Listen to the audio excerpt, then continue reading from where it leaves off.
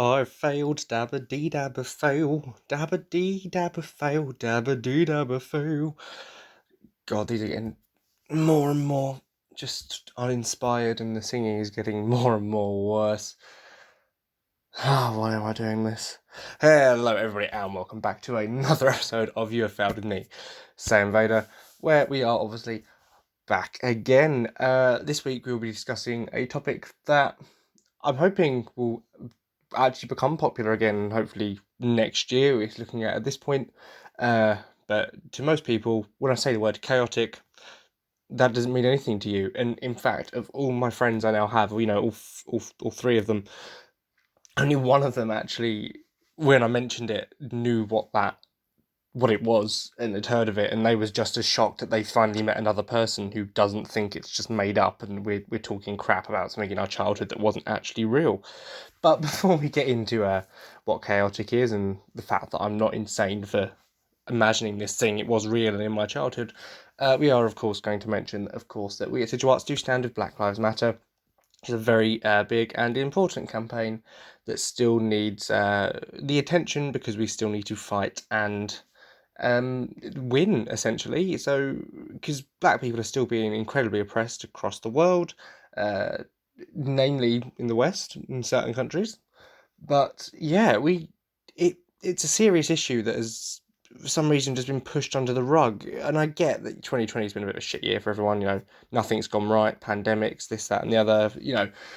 But at the same time, this is still not something that we can ignore. And if you do want to still support it, you can go to places such as www.blacklivesmatter.com, where you can continue to find ways to either support monetarily or non-monetarily, and help in any way you can, find resources to help educate yourself, or just keep the conversation going on social media by using the hashtags BLM or hashtags Black Lives Matter to make sure the conversation keeps going.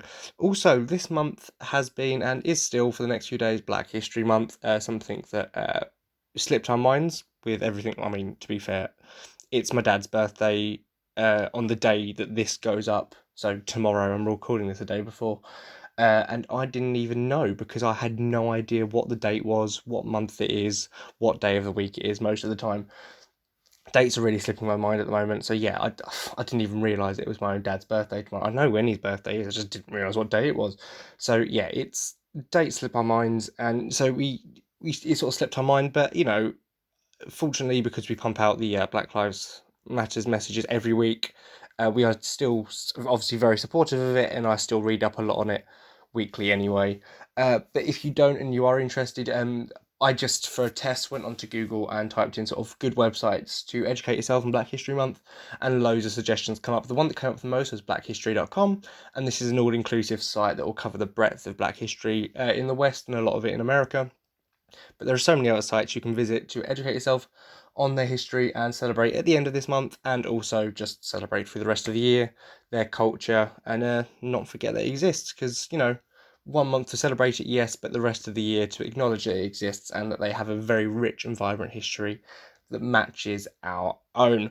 But with that out of the way, we shall get on with talking about Chaotic. Yes, a card game that at its peak when it came out was credited with being the new rival for the card game throne, up there with Pokemon, Magic the Gathering, and the king of card games itself, Yu-Gi-Oh! This was a serious competitor for taking its throne as the new TCG mad hype best card game out there. And a few years down the line, no one knows what it is anymore. Now, there is a reason for this, and the reason for this is the same people that I complained about a few weeks ago in my Yu-Gi-Oh! Has been censored to crap episode, and of course, it's for kids' entertainment. Woo! The absolute fuck nuts that just screw everything over. They're the reason this card game went into obscurity. So basically, the story behind it started out, I think, as a Scandinavian sort of game. I think it was like Dragons and Ghouls or something like that, Ghouls and Gorks, something like that. And then it was quite a popular TCG in Scandinavia, so they wanted to bring it over to the West. So they met with a guy called Brian C. Gannon, I think his name was. He sort of was approached to bring it over to Western markets, so he then turned it into Chaotic Now or Never from Grooks and Gorks, or whatever the original was called. He was then obviously approached by 4Kids Media, wanted to turn it into a TV show and really expand and distribute The card game, that is where we got the chaotic that we, in the West, if you actually remember that it existed, grew up on. And that became, the story of Perim and its 4 tribes and the secret 5th tribe and the Marillions and their sort of fight, well, against each other, because none of them liked each other. Um, and yeah, so it became really popular. The show was really popular. The show was amazing, by the way. In fact, I'm going to say this now, right? In terms of just the actual card game lore itself, excluding the show and everything, Chaotic has the best lore out of any card game ever. Sorry, Yu-Gi-Oh! But what makes your lore so great is the TV show. Like, Blue Eyes White Dragon has no backstory if you haven't watched the anime. Whereas if you play Chaotic, Chaos and Maxor are still their own characters, and you can see that Chaos clearly a guy dedicated to ruling the Perim from the underworld, and Maxor's a guy dedicated to controlling Perim from the overworld. In fact, the cards themselves actually tell a story. As more expansion packs came out, the cards would change. So when the Meridian Invasion happened, cards get printed. So newer versions of cards, you'd have Lord Van Bloot, the original one, but then the new one was the Lord Van Bloot servant to Arnie, who was the leader of the Meridians, the secret 5th tribe. And he had new abilities based on what had happened to him in the experiences between where he was originally and where he is now. So the lore was really fit into the cards and creatures, and then when the show came out as well, like that just increased the lore of Perim so much more and all of these characters that they became so fleshed out that, yeah, the best lore of any card game ever. Anyway, that's sort of digressing from the point I was making about 4Kids being absolute twats. So yeah, 4Kids got to the point where the game was becoming so popular, so was the TV show. They're like, you know what, Brian? We want full control of your card game. And Brian was like, whoa, whoa, whoa. No, like, I want some of the rights as well. Like, I'm helping distribute this, I'm designing and stuff. And they got into a lawsuit. The lawsuit lasted 3 years. The problem with that is during the lawsuit, not a single product of Chaotic was allowed to be sold. So literally everything had to be pulled from the shelves. Employees weren't allowed to design new cards and shops weren't allowed to sell any of the cards. And this led to obviously a decline in popularity because there was nothing on the shelves anymore for about 3 years. So it sort of just faded into obscurity. And therefore, the hype surrounding this major card game that was apparently like the new thing and was about to overtake all of them because it had the most unique mechanics and was the first one to actually implement an actual online battle system into the actual card game, right? So we wouldn't have things like Hearthstone or Yu-Gi-Oh! Pro, or I know Magic's got his online thing now, if it wasn't for Chaotic. This will die down because of 4Kids lawsuit, which eventually they lost, which is actually the lawsuit that caused them to have to go bankrupt and then relaunch as a 4K licensing or something. And Brian Gannon sort of obviously retreated after that as well. But last year, 2019, he revealed that he is planning to bring the card game back. He was meant to do it this year, but obviously certain world events have probably stopped that. So we're looking at maybe 2021, 2022. Chaotic is coming back, hopefully, and that is why I'm so hyped to talk about it. And that is why I am getting all my old cards brought down to me. I bought some new ones, and I'm going to get back into playing the game properly. Now I know that it's going to be getting more support, so you can keep rolling with it as a card game. So yeah, that's sort of why probably none of you know what it is, despite the fact that it was a major thing at the time.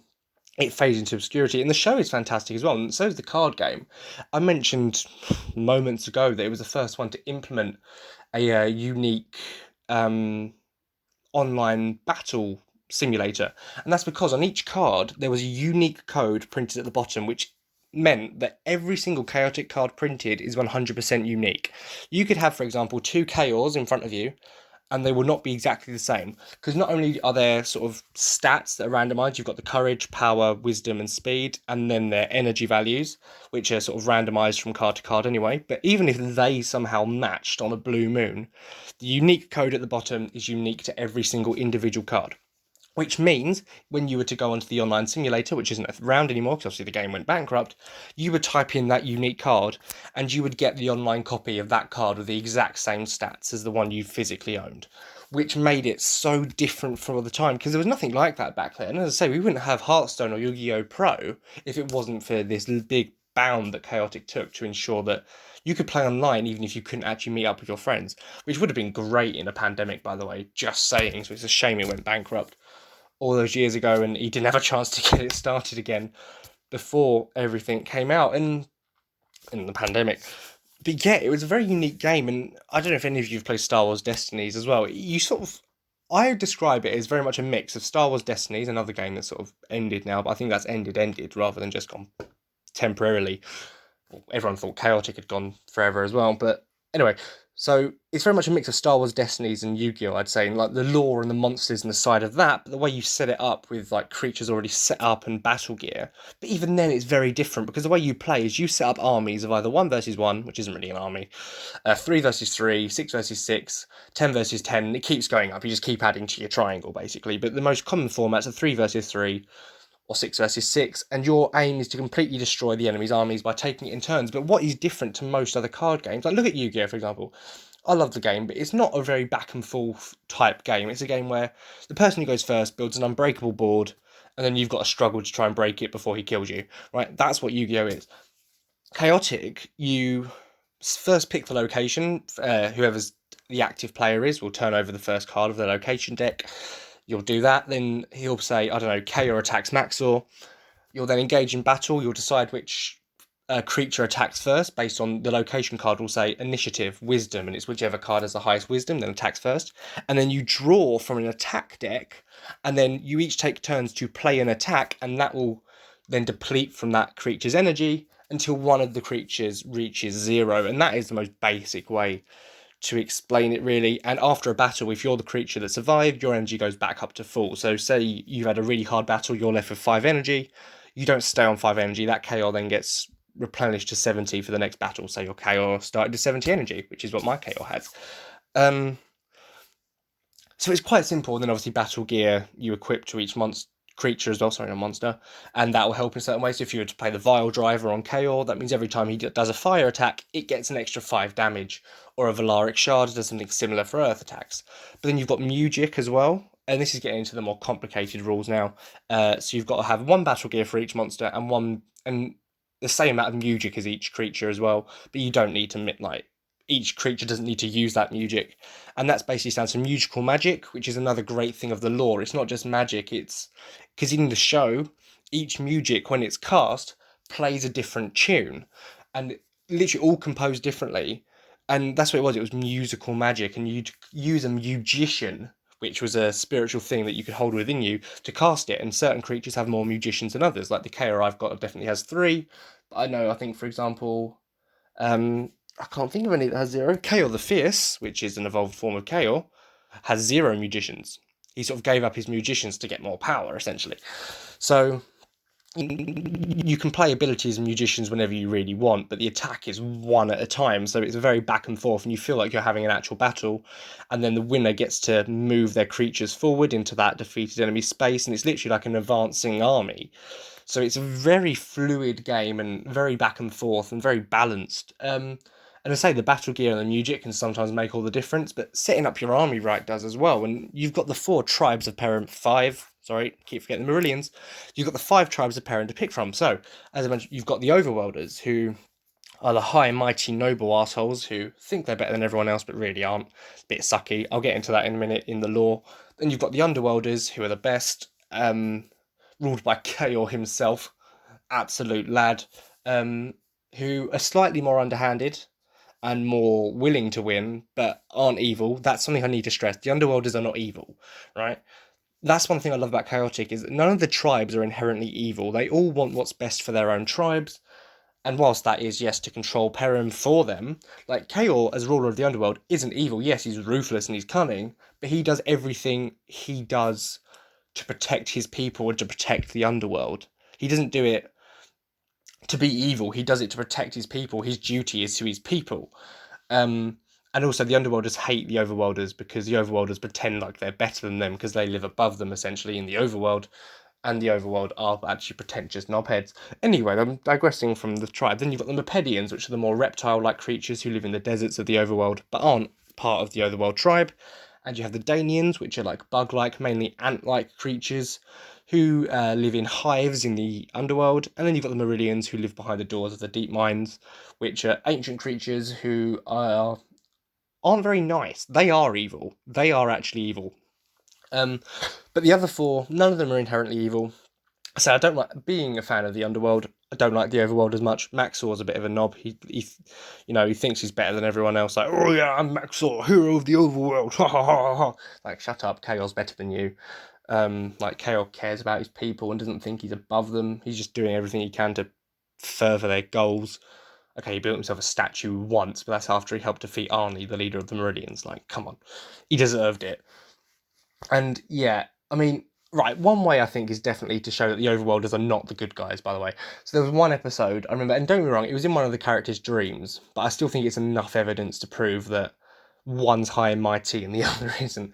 So the creatures of Perim invade Earth, and the underworlders are obviously being blunt. They're like, no, we want Earth as sort of a staging ground for our underworld troops. Like, we're going to conquer this place. And so Chaos going to, expand the underworld onto Earth, which, isn't great, but at least he's being upfront about it. Then Maxwell turns up pretending to be the hero, trying to stop Chaos and everything. And then when everyone's like, oh, you're the hero, Maxwell. And he's like, no, I'm just trying to take Earth so we can have it for the overworld. I don't know what you're on about. And it's like, well, so clearly, like, Maxwell's no better than Chaos. Like, they're both just... They both want to rule Perim, but for the sake of their own tribe, except Chaos less of an asshole. Like, doesn't think he's all high... Like, as well, like... Kaor asks for help from his advisors. He's got Agitos and Takinum are normally his two best advisors, Hearing as well, and he will confer with them before making a choice. Maxwell's like, no, I'm going to do what I want to do. Because, So yeah, Overworlders suck, Underworlders great. But yeah, I mean, you can play any of the tribes, and you can have mixed tribe decks. Certain cards, like Kaor or Maxor, are considered loyal, which means they will only fight with an army composed entirely of their tribe. So Kaor will only fight with other Underworlders, and Maxor will only fight with other Overworlders. Other creatures aren't necessarily loyal, like from any tribes. So you can do mixed tribe decks, but most tribes tend to work better when they're fighting together. So for that reason, you tend to build a deck of a mono tribe. Meridians work a bit differently because they tend to rely on their brainwash abilities, but that's something else that comes into it another point. Mepedian strategies tend to rely on one of two things. I think Mepedians, to be fair, are probably the most broken because you either use a War Beast strategy, which in the nicest way possible is just War Beasts are powerhouses. They just really are. Or you rely on an invisibility strategy, which a lot of the time will give you initiative regardless of your stats, and will give you like an extra... It ranges from like 5 to 15 damage on your first attack, like extra.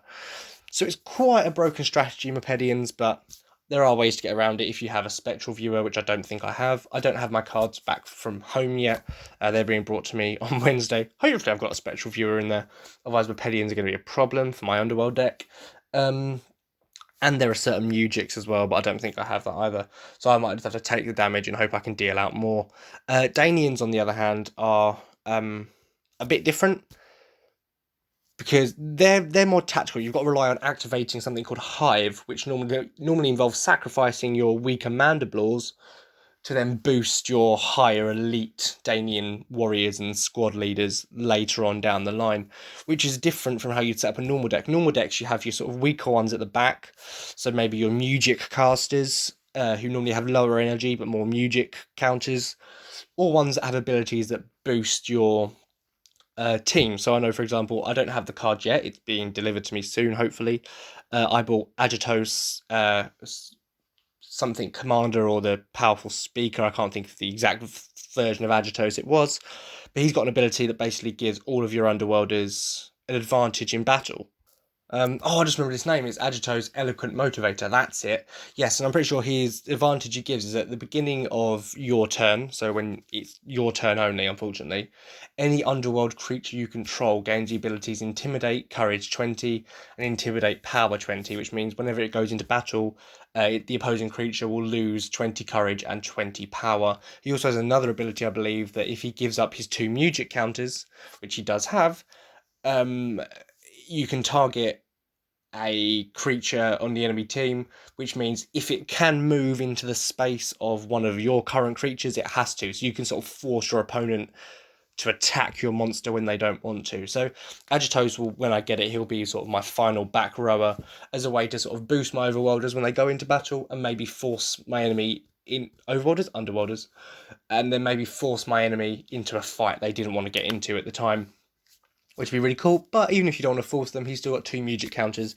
so it can be quite useful for casting the occasional music, like my personal favourite, the Canon of Casualty. But yeah, so for example, in an Underworld deck like that, for example, you'd have your powerful heavy hitters at the front row, maybe more medium mixed in this sort of second row, and then a sort of a tactical one like Agitos in the back row.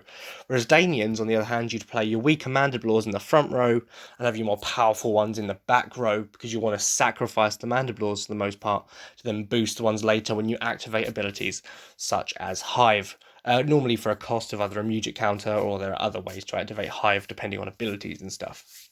But we'll take a break there to mention the sponsor for the week, which, like last week, we are going to be advertising the commissions part of King's Eyes Life, which of course is headlined by Schmerp. He does brilliant jobs on all commissions. He's a brilliant graphic designer. The work he's done on the Sigil rebrand is absolutely fantastic. Did an absolutely brilliant job, and he's a really nice guy to work with, so please do go check him out. And if you've got any graphic design commissioning needs, go hit him up, and he will provide you the best quality that you can probably get out there. But I'll still also plug King Styles Apparel as well, where you can obviously buy merch to support your favourite creators, from the likes of the Failureware collection, the creators of King's Eyes collection, the Statement collection, Clansman Unite collection, partly designed by Schmerp himself, and there is now, I believe, just a Sigil collection itself, sort of showing off the brand that was, and the rebrand that was designed by Schmerp. So please do go check that out. While I'm in the middle of plugging, why not follow me on Twitter? You've got my personal account, which is @VaderSaiyan, where I too tend to post about things like Yu-Gi-Oh! And Chaotic quite frequently.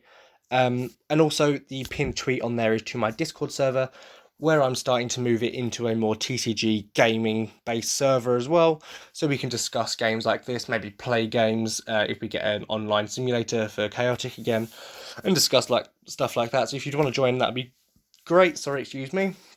But you can also join the Twitter page for the show itself, which is @YouHaveFailedSV, which will be a great way to find out when new episodes are out and what's going on with the show. If there's not going to be an episode, and probably why, you'll get the update on there first. And I'll probably put it out on the Discord server as well, if I remember to do so. Also, speaking of Chaotic, on my YouTube channel, which is just such, can't speak, SaiyanVader, I've recently done an opening of an Underworld tin for Chaotic. So you do go check that out, and if you don't know what the card game is, you can see what some of the cards look like, and it might make a bit more sense. And if you do like the game, you can just go and see what I pulled. I got some pretty amazing stuff in the tin that will make some great use in my decks when I get to building them, when I have all my cards back with me again. But without further ado, I suppose we should get back into talking about Chaotic. Yeah, so I've sort of explained the mechanics now. Obviously, it's really hard to explain with no visual format, but in fact, because I've done Chaotic this week, hopefully I'll have a You Have Failed Some More this week, with a special little mini series if You Have Failed Some More, I guess. So a mini series within a bonus series, where I'll be teaching someone how to play a game that I've spoken about, and then they'll be discussing with me in the episode about how they felt about learning it, what they thought of the game, this, that, and the other. There might be a video to go up with it as well, showing the actual playing of the game and the teaching. I'm yet to decide on that. But yeah, I mean, I think I'll be doing that with King's Eyes this week and teaching him Chaotic, hopefully. This week or next week, that should be coming out, and that would be great. So that might help explain how to play the game a bit more, hopefully. But yeah, so I've tried my best in just an audio format to explain how to play without showing it. I mean, I could get my cards out here right now, but that's not going to help you. That'll just be me just fangirling over my KO card like the child I am. Because, right, so I did post this on Twitter when I got it. So as a kid, I was obsessed with KO. Being the Underworld fan that I am, absolutely loved the Underworld creatures. I thought they were the cooler ones. Just fire, and they looked meaner, and yeah, Underworld, but they weren't actually bad guys. I was like, that's pretty cool. And KO was just the coolest thing in the world, like a dragon-like face with a long snout, but bull horns and spikes everywhere, big, muscular, powerful fire attacks. Oh, honestly, KO was the man. And I tried so hard as a kid. Every pack I bought, I was like, is this going to be it? Am I going to get a KO? No. I never got a KO as a kid. It was quite depressing. And obviously as a kid, He didn't realise you could buy individual cards on eBay. Well, I didn't. I was an idiot. And obviously, but one of the perks of being an adult is you can buy the things you never got as a kid, which means for me, on finding that Chaotic was coming back, and I was like, well, I want to get back into it. I was like, well, I finally want that KO card. I know me. I'm going to play an Underworld deck. I want the ruler of the Underworld in my deck. So yeah, I went on eBay and I bought a KO card, and I do now own a copy of KO. Quite a good one. His stats are quite high. He's got average energy, about 70, but that's better than the lower end of it. I mean, you can get 75, but it's not that big a deal. His stats are quite good. He's got quite good courage, power, wisdom, and speed, so that's quite good. So yeah, I was quite happy with that. I wouldn't have minded if he had shit stats. It's still a KO. I'm over the moon, and will really boost my Underworld deck when I have all my old cards here, and I can really sort out how to build it. Yeah, so I'm fanboying over that a lot, to be fair. I'm over the moon with my KO card. Think of KO as the chaotic equivalent to me in Blue Eyes White Dragon. That's the way you should think about this, and that's not even me exaggerating. That is, yeah, like, I love KO so much. He's great. KO's amazing. The Underworld is absolutely fantastic. To the point where I've changed my I think I've changed everything. Yeah, my lock screen is now KO, a picture of KO on my phone, and my home screen is a sort of blurred one with code around it. Sort of, obviously, Chaotic was all about scanning codes and stuff, and the Underworld symbol right in the middle. To the point where I'm now thinking, if I were to ever get a tattoo, which is a big if, I don't like needles, I might get the Underworld symbol somewhere because it's simple, it's effective, it's cool, and I love the Underworld. It's fucking amazing. So yeah, the Underworld forever, my guys. Underworld forever. If you're an Overworlder, I'll crush you. Fortunately, my friend Billy, the only other person I've ever met who knows what the fuck Chaotic is, he's a fellow Underworlder, and we've got two friends, Fran and Harry. We're gonna I'm gonna have to teach Billy as well. He doesn't really remember how to play because he's still got his cards, but obviously it's been a while. I've read up on the rules. I've sort of got up to date on how to play it, so I'm good. But yeah, so I'm going to sort of teach them how to play, and me and Billy just keep discussing like, oh god, what if Fran or Harry want to be an overworld player? What are we going to do then? And our answer was destroy them. We will send them back to the overworld packing with our underworld forces. Not that, we take this too seriously and are overly loyal to the underworld or anything, but I probably would get an underworld tattoo because bit of a tangent, I suppose. Um, yeah, obviously, people have been saying to me for, oh, you should get a tattoo, you should get, and I'm like, yeah, I would, but I hate needles, so that's my big thing against it. But and I thought, oh, Blue Eyes White Dragon one, but the problem is, I never found an image of Blue Eyes White Dragon that I liked enough, so that out of proportion a little bit. Like, I'm very much a perfectionist, OCD, so that didn't look right. That doesn't. But the underworld symbol, sorry, you can't get it wrong, so that's not a bad call. But anyway, that's a bit of a tangent. I've already had my rant today, and I have 4 kids being a bit of wankstangs and just ruining a good game. But at least it's coming back. That is the big thing I think to focus on. But the interesting thing is, with the return of the card game, will we get a return of the series? Because I'm going to get into a bit of spoiler territory now. The show sort of ended, well, to me, it seems quite abrupt. If it was meant to be the ending, well, that is a very depressing end for a child's TV show. Not as much as the original Tom and Jerry run ending with them both sitting on a train track waiting for a train to hit them and commit suicide. However, I don't see how that works. They've both been hit with far worse and survived, so I don't get the point of that. But anyway, I digress. Back to Chaotic. Yeah, the final episode, I don't feel it was meant to be the final episode. I feel like that was just a byproduct of it having to be pulled. Because it sort of ended with one of the characters, Tang of Toborn, one of the only Overworlders I respect, up there with Nadarin, for Overworlders. I'm like, you know what? You're decent guys. He dies, basically, and it ends with the 4 tribes sort of immortalising him in a monument with his sword in the ice, where he lived in the Overworld and where he died, essentially. I was like, that's quite a somber ending for a child's TV show. And it really makes me wonder, was that supposed to be the end, or was there meant to be more and it just got pulled because of the whole lawsuit thing with 4 kids being a bit of a bell end? And it makes me wonder, if the card game comes back, which it seems like it's set to, will they relaunch the TV show, or will they just leave it as a card game this time and just hope that the fan base picks up? Or will they go the normal route of having a TV show to draw attention to the kids, get kids buying it, and then eventually adults will follow suit as well, or those kids will grow up and start buying it, which is sort of, I suppose, what happened with Yu-Gi-Oh! Like, all the kids that bought them as kids and didn't really know what they're doing, and now they're competitive players.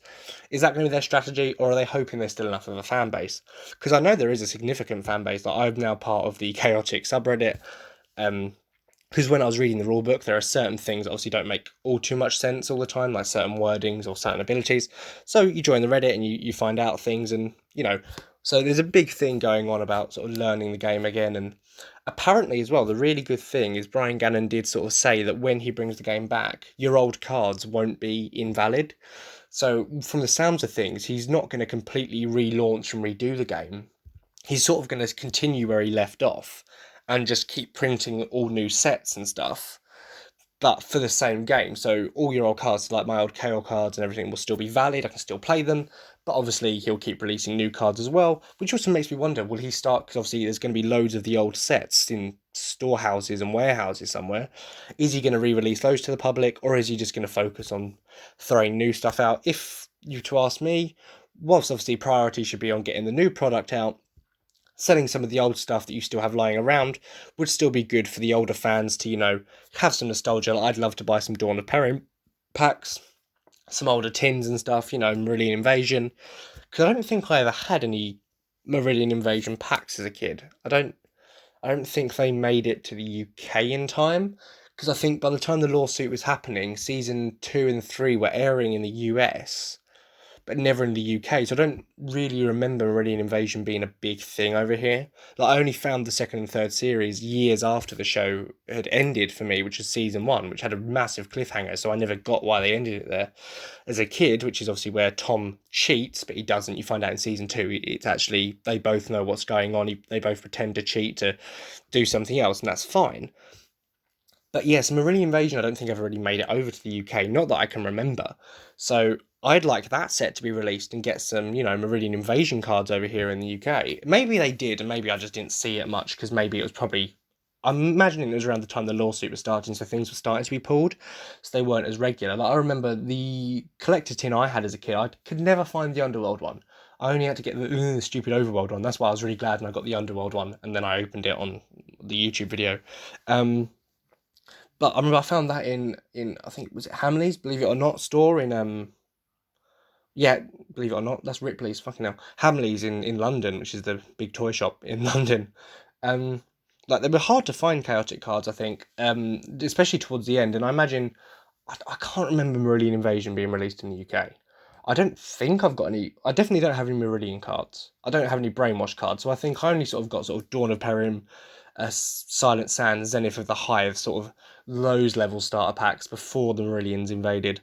Um, Maybe I'm wrong, and maybe I just couldn't find them as a kid. But so it'd be nice if they released some of those older sets for the sake of, I'd like to get some Meridian Invasion packs, maybe get some Meridian cards. I'm not going to play a Meridian deck, but it'd be nice to have some of them.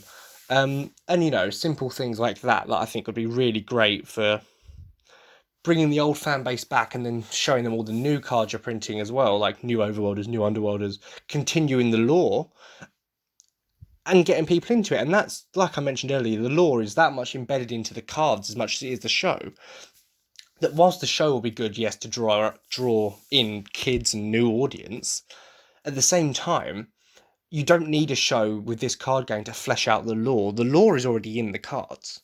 You can see that as characters evolve. Like, you've got, for example, original Agitos, then you've got Agito's Eloquent Motivator, who is shown in his card motivating the sort of underworld forces to attack the Meridians. He's wearing armor. You've got Chaos to Chaos the Fierce. You've got Maxor to Maxor, Protector of Perim. You've got, Lord Van Bloot to Lord Van Bloot, Servant of Arnie. And that sort of stuff like that, that's really, really, I think, people don't appreciate that enough in a card game. Like, Yu-Gi-Oh's great, but there's no lore in the cards. Like, you play a Cosmos deck, you're like, oh yeah, well, they're based off Wizard of Oz and Star Wars, but there's no lore behind that.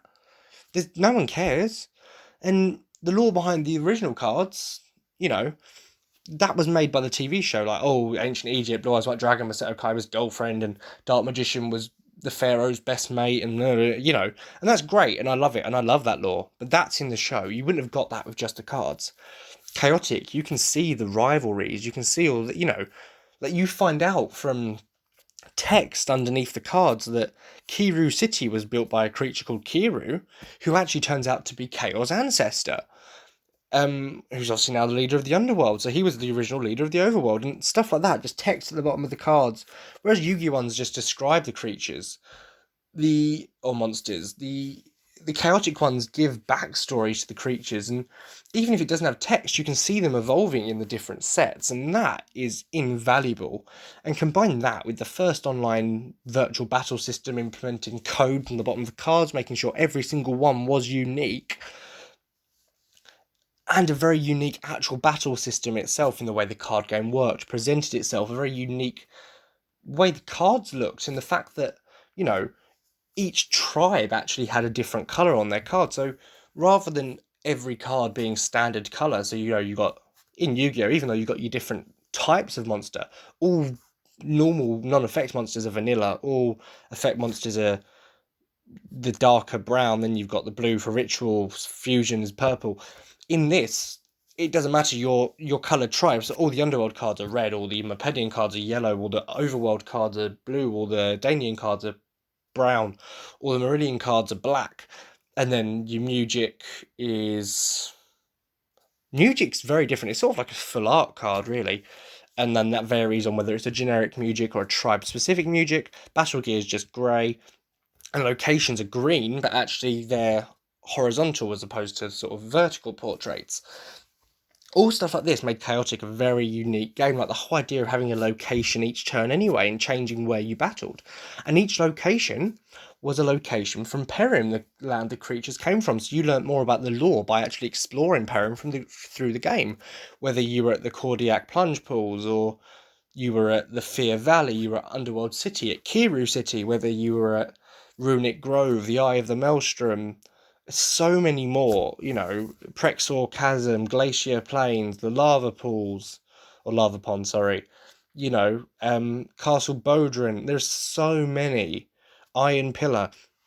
All these locations are explored through playing the game.